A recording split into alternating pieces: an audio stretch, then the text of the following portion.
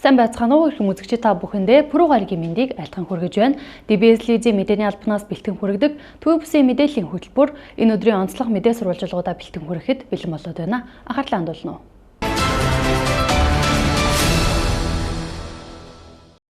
Манай телевизийн сурвалжлах баг Төвийн бүсийн Сэлэнг аймгаас дараах онцлог сурвалжлагыг бэлтгэлээ. Сургууль цэцэрлэгүүдийн 200 гаруй эцэг эхийг хамруулсан томоохон нөлөөллийн арга хэмжээ зохион байгуулагдаж, хүүхдүүдийнхээ хөгжлийг эрт анхаарахад уриалсан байна. Сэтгүүлч бод гэрэл зураглаач Батцуур нарын Сэлэнг аймгаас бэлтгэсэн мэдээллийг одоо хүргэе.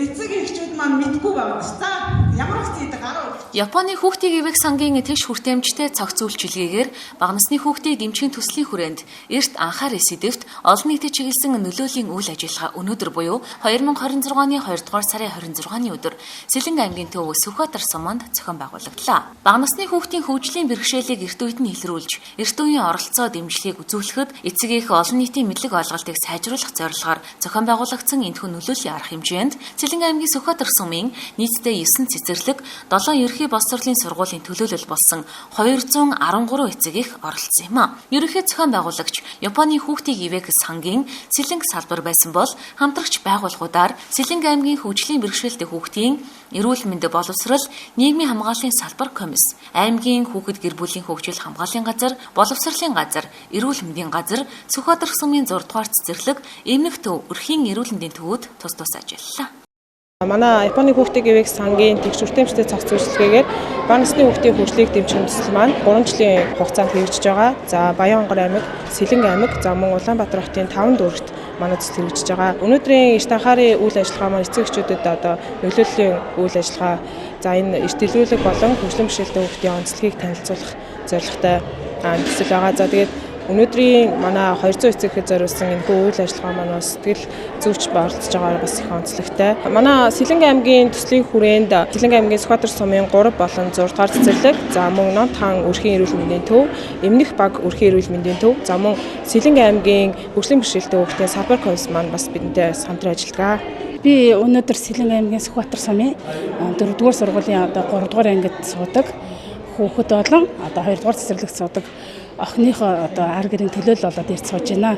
Тэгээ энэ Японы хүүхдийн ивэх сангаас хэрэгжүүлж байгаа энэ төслийн эрт анхаарах гэсэн сэдвтэй сургалтанд хамрагдаж байна. Тэгээд энэ сургалтанд сууснараа маш их зүйлүүдийг мэдэж авлаа. Бидний мэддгүү зүйлүүдийн талаар боيو.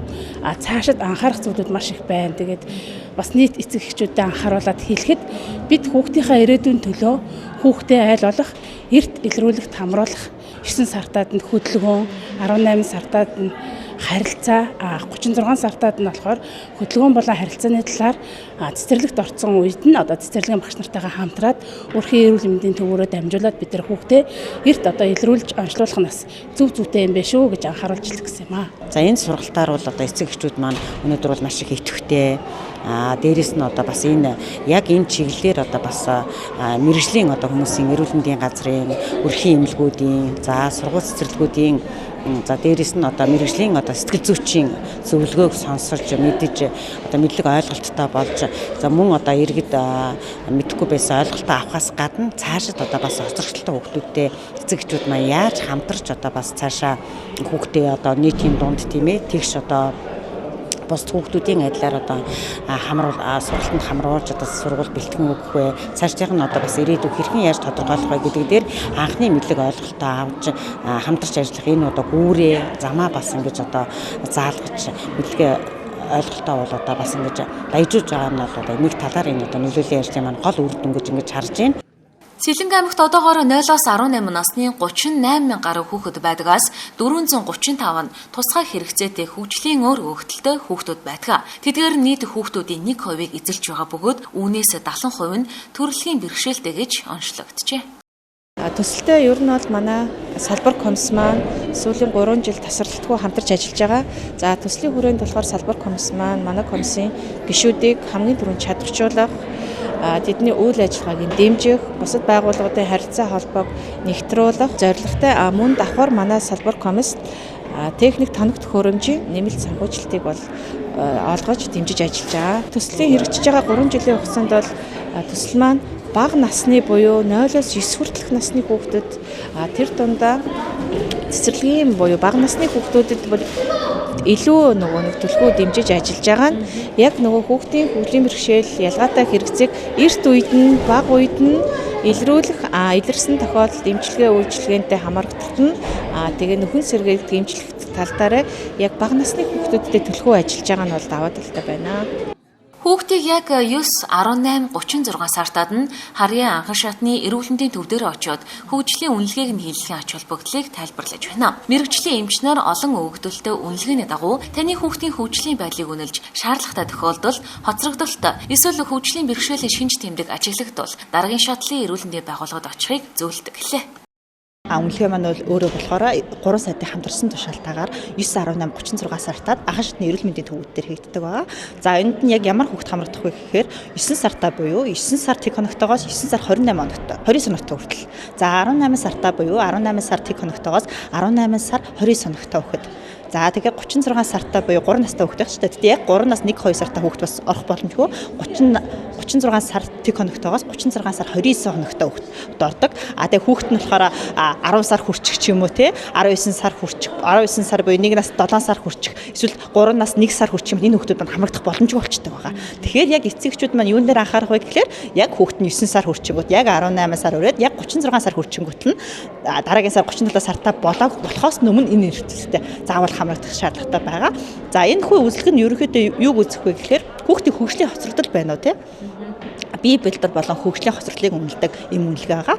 Дан ганц хөгжил гэхээс илүү давхар бас бие бэлбэр буюу хүүхдийн эрүүл мэндийг бас давхар хөгжлийг үнэлж өгнө. Моробос үнэлгээ буюу яг Монгол хүүхдэд өөрсдөн зориулсан хүүхдийн хөгжлөх үнэлгээг 7 төрлийн айгаар хүүхдийн хөгжлийг үнэлдэг. Үүнд нь болохоор том булчингийн хөдөлгөөн, жижиг булчингийн хөдөлгөөн, танин мэдэх үе, дадал хэвшил, хэл яриа, илэрхийлэл хэл яриа, ойлгох хэл яриа гэдэг ингээд 7 төрлийн айгаараа ерөөхдөө хүүхдийн хөгжлийг үнэлдэг байгаа бид нар.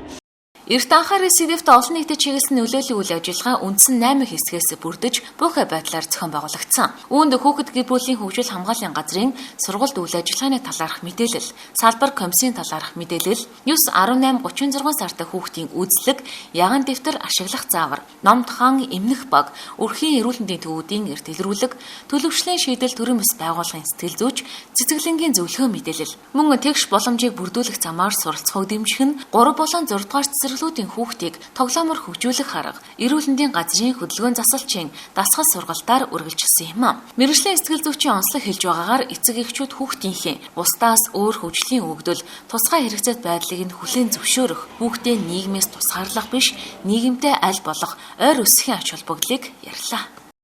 Хийх өрөвдөж хайрлах ч юм уу те эсвэл 1-2 туйл ер нь болчиход байгаа хгүй юу. Яг тийм хөвгттэй байгаагийнхаа төлөө шаналх, нуух, дарах, ичих, айх ч юм уу ийм сөрөг мэдрэмжүүдээр ингээд удирдуулаад ингээд 2 туйл болоо тэр нь нөгөө өөрсдөд нь их ачаа дарамт болох тий хамаг сэтгцийн энерги нөгөө хүүхдийг өрөвдөгт ч юм уу тэрнээс айх, тэр нь санаа зовх ичгэд зарцуулчаад байгаа. Харин тэрний оронд нэг ийм зарчим байгаа штэ өөрчилж чадах зүйлийн өөрчлөх зориг харин өөрчилж чадахгүй зүйлийн хүлээн зөвшөөрөх тэр амгалан байдал одоо бидэнд хэрэгтэй байгаа байхгүй. Тэр нэгэн тал тэр хүүхэд ингээд өөрчлөгдөх боломжгүйгээр тэгээд төрчихсөн бол түүнийг яг байгаа чигээр нь хүлээн зөвшөөрөөд эхлэх юм бол эцэгчүүдийн амьдрал илүү тайван болж эхлээд тэгээд дараагийн нэг зүйл нь болохоор яг тэгээд тайван нөхцөл байдлаас одоо эрүүлэр түүний хүлээн зөвшөөрсөн байдлаар харах юм бол тэрнтэй яаж ажиллах юм те тэрэнд яаж хэл хязгаар тогтоож өгөх юм юундан сурахчвал надаас хоош тэр чинь мэдээж одоо эцэг их төрүүлсэн юм чинь төрүүлжил энэ хорвоос буцгаал нүүр хүүхд үлдэх болоод байгаа шүү дээ. Надаас хойш тэр ер нь энэ яаж амьдрах вэ гэдэг замыг илүү зааж өгвөл илүү одоо эцэг эхийн хувьд амар даа гэж би хувьдаа хардаг бод. Японы хүүхдийн ивэх сангаас Сэлэнг аймагт хэрэгжүүлж байгаа тэгш хүртээмжтэй цогц үйлчилгээгээр бага насны хүүхдийн хөгжлийг дэмжихийн төсөл нь ийхүү зорилттой зөв хүмүүстэй чиглэсэн үр өгөөжтэй арга хэмжээг шалц дараатаагаар хэрэгжүүлсээр байна. Өнөөдрийн эрт анхаарал сэдэвт нөлөөллийн үйл ажиллагаанд хамрагдсан эцэг эхчүүд хүртээмжтэй олон зүйлсийг ойлгож мэдэж авсандаа сэтгэл өндөр байгаагаа ярьж байлаа.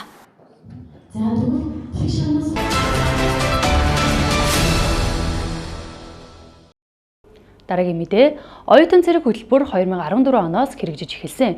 Энэ жилийн оюутан цэрэгийн бүртгэл Монгол улсын хэмжээнд 3 дугаар сарын 1-ээс 3 дугаар сарын 10-ны өдрийн хооронд үргэлжилнэ. Энэ талаар бэлтгэсэн дэлгэрэнгүй мэдээллийг хүлээн авч үзсэн үү? Монгол Улсын засгийн газрын 2025 оны 85 дугаар тогтоолоор батлагдсан оюутан зэрэг цэргийн мэргэжил олгох журмын дагуу бүртгэл явагдана. За бүртгэлийг тухайн журмын дагуу 2025 оны 3 дугаар сарын 1-ээс 10-ны өдрүүдэд e-Монгол сайтаар явуулахаар одоо бэлтгэл ажил хангагдсан байна.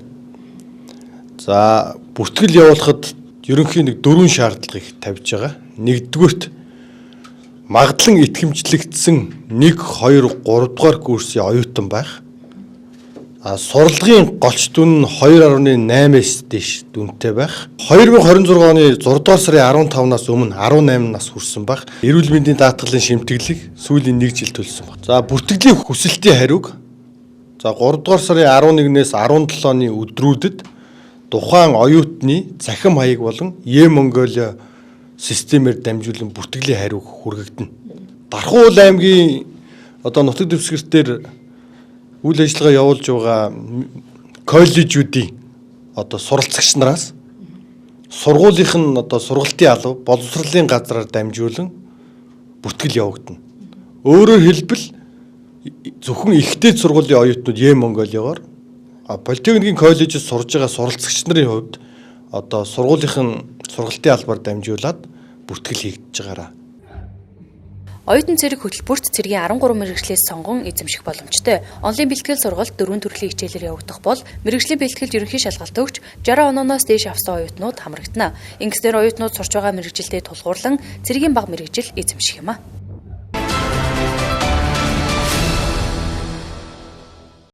Сэлэнгэ аймгийн эрүүл мэндийн газраас бэлтгэсэн мэдээллээр хөтөлбөр үргэлжлэн Тус аймагт Гоц халдварт улаанборхон өвчний эсрэг вакцинжуулалт 80.5%-тай үргэлжилж байна. Улаанборхон өвчнөө амьсгалын замын эрхнүүд болон нүдний санст бүрхөвчийн өрөвсөл, том толбод өвдрөө тууралтаар илэрдэг вирусын гаралтай зөвхөн хүнээс хүнд халдвардаг өвчин билээ. Халдвар нь агаар туслын замаар дамждаг бөгөөд өвөл хаврын улиралд дэгдэлт өндөр нууц хугацааны 3-5 хоногтой вирус цусаар дамждаг юм. Тиймээс Монгол Улсын эрүүл мэндийн байгууллагуудаас тус өвчнөөс сэргийлэх хамгийн чухал арга зам бол дархлаажуулалт гэдгийг онцолж вакцинд хамруулахын чухлыг мэдээлсээр байгаа юм. Гэсэн ч зарим аймагуудад товлолт болон нэмэлт вакцинжуулалтын хувь бага байна. Харин Сэлэнгэ аймгийн хэмжээнд улаанборхны эсрэг вакцинжуулалт одоогоор харьцангуй өндөр хувьтай буюу 80.5%-тай хийгдэж байна. Сэлэнгэ аймгийн хэмжээнд улаанборхны эсрэг хариу аргамжаа буюу вакцинжуулалтын арга хэмжээ бол 80.5%-тай явж байна. Бид нэр ерөөхдөө 10,000 гаруй хүүхдэд бол хийцэн явж байна. Энэ аймгийн хэмжээний 17-6 тосон за тэгээ боловсролын байгууллагатай хамтраад энэ арга хэмжээг бол авч хэрэгжүүлж байгаа. Бусад байгууллагатайгаа маш сайн хамтарч байгаа. За тэгээ эцэг эхчүүдэд сургалт ойлголтуудыг бас маш сайн ойлгуулж хэлж байгаа. За дархлаажуулалт бол хамгийн чухал. Бид нар маш олон 13 төрлийн халдварт өвчнөөс бид нар дархлаажуулалтаас бол хамгаалж чаддаг. Ер нь тэр нөгөө вакцины эсрэг ярианд биш мэрэгжлийн хүмүүстэй хандаж энэ зүйл зөв үгүй. За улаанборхон өвчнийг бид нар түүхээс өгөхөд яривал 1970 онд бид нар дархлаажуулалт хийж гисэн. Тэрнээс өмнө бол энэ өвчин маань яадаг гэхээр 5 хүүхдийн нэгийг л авч явдаг өвчин байсан. Энийг бид нар вакцинжуулалтаас сэргийлж чадсан. Өнөөдөр бид нар эмээ өвгөөс асуувал за улаан юм туураад тэгээ бурхан аваа явчлаа л гэж ярьдаг байсан тийм өвчин. Дархлаажуулалтын дараагийн нэг зүйл одоо ойрхон орсны хөтөлбөр бол А гепатитис вакцин баг.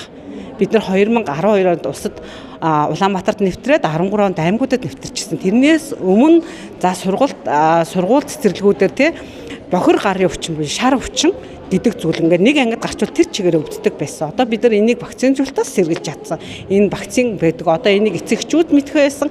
Ер нь энэ нөгөө эцэгчүүд энэ өвчнийг мэдхээ байснаас ахуулаад энэ вакцинжуулалтыг эсрэг вакцинжуулалтаар хүндэрдэг гэдэг зүйлүүдийг бас ойлголт байхгүй учраас энэс нөгөө эсрэг тал руу их явдсан байна гэдэг зүйл харсан. Тэгэхээр бид нар хамгийн гол нь энэ мэдээллүүдээ маш сайн өг гэдэг зүйлүүдийг яаж байгаа. Энэ чинь манай ганцхан манай эрүүл мэндийн газар хийх биш, манайх бүх шатны эрүүл мэндийн байгууллагууд сургууль сурчлагаа л эрчимжүүлж ажиллаж байгаа гэсэн.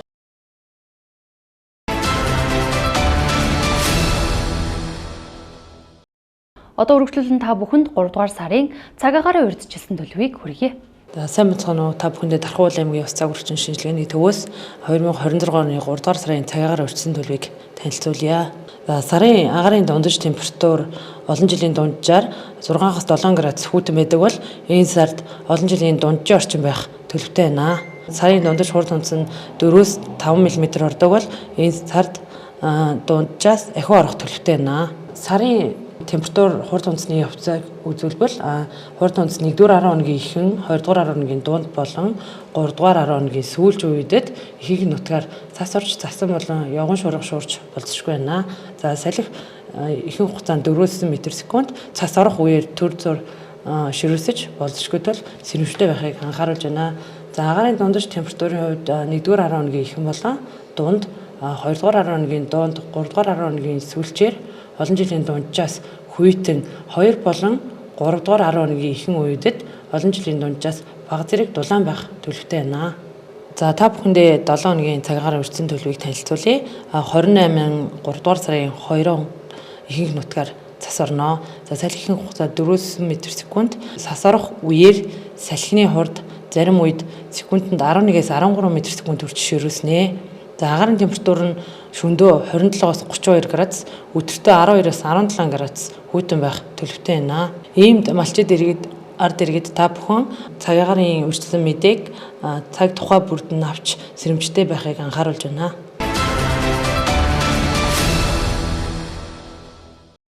DBS-ийн мэдээний албанаас бэлтгэн хүргэдэг төвийн бүсийн мэдээллийн хөтөлбөрийн пүрэв гарагийн дугаар үзэгчдэнд хүрлээ. Дараагийн дугаараар уулзлаа. Түр баяртай.